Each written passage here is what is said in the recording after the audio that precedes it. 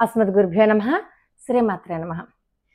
ఇద్దరూ కలిసి ఉండాలనే చక్కగా జాతకాలు చూస్తాం, ముహూర్తాలు చూస్తాం, హాయిగా ఆనందంగా ఉండాలని. మరి అంత హాయిగా ఆనందంగా ఉండాలి అంటే భార్యాభర్తల మధ్య అన్యోన్యతకి ఒక మంత్రం చెప్పండి, ఒక రెమెడీ ఏదన్నా చెప్పండి, భార్యాభర్తలు ఇద్దరికీ మధ్యలో గొడవలు రాకుండా ఒక రెమెడీ చెప్పండి అని అడుగుతూ ఉంటారు. ఎందుకంటే సంసారం అన్నాక కొన్ని సర్దుబాట్లు తప్పవు, చిన్న చిన్న గొడవలు తప్పవు. ఇదివరకంటే పెద్దవాళ్ళు ఉండేవారు కాబట్టి సర్ది చెప్పేవారు. అందరూ ఉద్యోగస్తుల మూలాన ఎవరికి వాళ్ళకే ఆ చిన్న చిన్న గొడవలను కూడా తట్టుకోవడం ఇష్టం లేక, పడడం ఇష్టం లేక రకరకాలుగా గొడవలు పెట్టుకుని అది విడిపోయేదాకా వెళ్తోంది. మరి జాతకాలు బాగున్నాయి, అన్నీ బాగున్నాయి, అయినా ఈ గొడవలు ఎందుకు వస్తున్నాయంటే మనం పెరుగుతున్నటువంటి వాతావరణం, తిరుగుతున్నటువంటి సమాజం, మిగతా అన్ని ఏదైనా కారణాలు కావచ్చు గాక. అటువంటప్పుడు భార్యాభర్తలు ఇద్దరూ ఏ గొడవలు లేకుండా అన్యోన్యంగా ఉండాలి, సత్సంతానం కలగాలి అంటే ఏమిటి అంటే ఒక 2 అంగుళాలు ఉన్నటువంటి నాగ పడగ తీసుకోండి.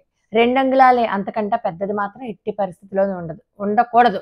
జంట నాగులు ఉండాలి. జంట నాగులు ఉన్నటువంటి ప్రతిమ వెండిది తీసుకోండి. వెండిది కొనుక్కుండే స్తోమత లేకపోతే రాగి పడగలైనా దొరుకుతాయి చక్కగా. అయితే వెండి, లేకపోతే రాగి. ఇంకో అదొద్దండి, పంచలోహాలు కావాలా అండి, ఇత్తడా అండి అని అడక్కండి. ఇంకా అయితే వెండిది, లేకపోతే రాగి పడగ అది తెచ్చుకోండి. తెచ్చుకుని చక్కగా ఒక మంచి రాగి పళ్ళెంలో కానీ ఏదో ఇంకొక స్టీల్ మాత్రం వాడకండి. స్టీల్ పళ్ళెం కానీ స్టీల్ పడగలు కానీ వాడకండి. స్టీల్ కాకుండా రాగి కానీ, ఇత్తడి కానీ, వెండి కానీ ఆ పళ్ళెం పెట్టుకోండి. ఆ పళ్ళెం పెట్టుకుని 11 సార్లు ఇలా ఈ ముద్రతో, మృగ ముద్ర అంటారు దీన్ని, 11 సార్లు పసుపు ఆ పడగ మీద వెయ్యండి, జంట నాగులు ఉన్నటువంటి ప్రతిమ మీద. అలాగే 11 సార్లు కుంకుమ, అలాగే 11 సార్లు గంధము వేయండి. వేసేటప్పుడు చదవాల్సిన మంత్రం కూడా చెప్తాను, తర్వాత ముందు వినేసేయండి, ప్రొసీజర్ అంతా వినేసేయండి. వేశాక పుష్పాలు ఉంచండి పడగ దగ్గర, పాదాల దగ్గర, పడగ మీద ఎక్కడో పుష్పాలు ఉంచండి, పళ్ళెల్లోనూ పుష్పాలు కూడా ఉంచాక అప్పుడు ఏం చేస్తారంటే ఈ ఈ మీరు ఈ పళ్ళెల్లో పెట్టినటువంటి నాగప్రతిమని అంతటినీ కూడా ఒక స్టూల్ మీద పెట్టుకోండి. ఒక 2 అడుగుల స్టూల్ ఏవో ఉంటాయి కదా, చిన్న స్టూల్ మీద పెట్టుకోండి. ఎందుకు పెట్టుకోమన్నాను అని చెప్తే ఆ స్టూల్ని కాస్త పక్కకి ముందుగానే పెట్టుకుంటాం కదా, దాని చుట్టూ ప్రదక్షిణ చేయాలన్నమాట. ఇప్పుడు ఏదైతే 2 అంగుళాల యొక్క రాగి లేదా వెండి ప్రతిమకి మీరు పూజ చేశారో ఆ ప్రతిమ చుట్టూ ప్రదక్షిణ చేయాలి. నేల మీద పెట్టడం కంట మీరు చక్కగా స్టూల్ మీద పెట్టుకుంటే ప్రదక్షిణకి వీలుగా ఉంటుంది, పూజ చేసుకోవడానికి కూడా వీలుగా ఉంటుంది అన్న ఉద్దేశంతో మిమ్మల్ని స్టూల్ మీద పెట్టుకోమన్నాను. చుట్టూతా ప్రదక్షిణ చేసుకోండి.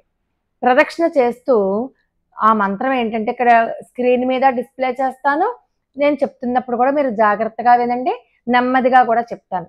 ఓం నమో భగవతే వల్లీ సమేత సుబ్రహ్మణ్యాయ. మళ్ళీ ఇంకొకసారి చెప్తున్నాను.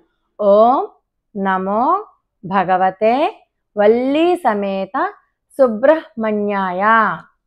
అంటే ఈ 11 సార్లు పసుపు, 11 సార్లు కుంకుమ, 11 సార్లు గంధము వేయమని చెప్పాం కదా, అది ఈ మంత్రం చదువుకుంటూ వేసుకోండి. ఈ మంత్రం చదువుకుంటూ పుష్పాలు పెట్టండి. ఈ మంత్రం చదువుతూ ప్రదక్షిణ చెయ్యండి.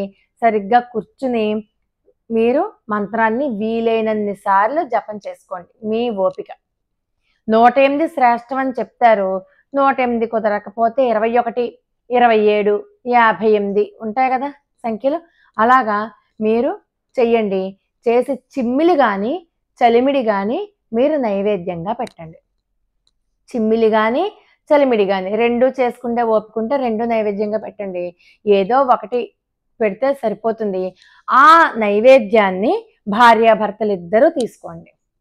చక్కగా ఇద్దరి మధ్య ఉన్నటువంటి గొడవలన్నీ పోతాయి, అన్యోన్యత ఏర్పడుతుంది, సత్సంతానం కూడా కలుగుతుంది. వీలైతే తేనెను కూడా నైవేద్యంగా పెట్టండి. ఎంత ఒక్క బొట్టు తేనెను కూడా నైవేద్యంగా పెట్టండి. చక్కగా భార్యాభర్తలు ఇద్దరూ బాగుంటారు. కాబట్టి ఎంత జాతకాలు చూసినా, ఎన్ని రకాలుగా మంచి ముహూర్తాలు చూసి పెళ్ళిళ్ళు చేసినా జీవితం అన్నాక, పెళ్ళన్నాక ఏవో ఒకటి గొడవలు వస్తూనే ఉంటాయి. ఆ గొడవలన్నీ సద్దుమణగడానికి, ఇద్దరి మధ్య మళ్ళీ అన్యోన్యత పెరగడానికి చాలా మంచి రెమెడీ. లోకా సమస్త సుఖినో భవంతు. మరి అద్భుతమైన వీడియోతో మళ్ళీ కలుసుకుందాం. అంతవరకు నమస్కారం.